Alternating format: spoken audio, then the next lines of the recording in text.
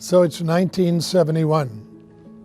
I'm going to graduate with 60 other young MBAs from the University of Southern California. And of course, we do what everybody does. We create a resume.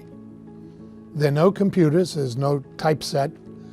So I typed out my resume on my good old Royal typewriter in Times New Roman. I went and had it reproduced, and I sent out 30 resumes, and 3 weeks later, all I had was dead silence.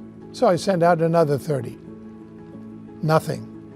I went back to my apartment and was ranting and raving, and my next door neighbor, who was an architecture student, said to me, "What are you complaining about?"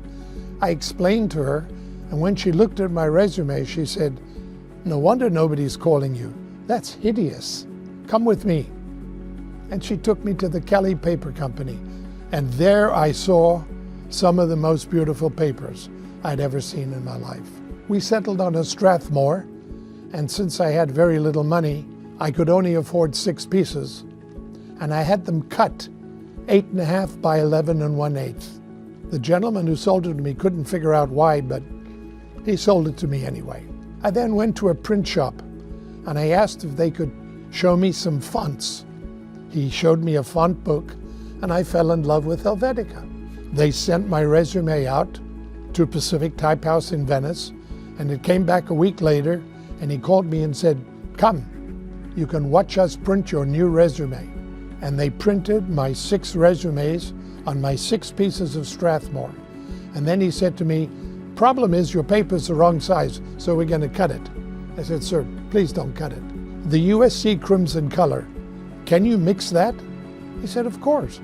So they mixed the color, and then I asked whether they could put my resume back in the press and put the 1/8 of the USC Crimson color on top.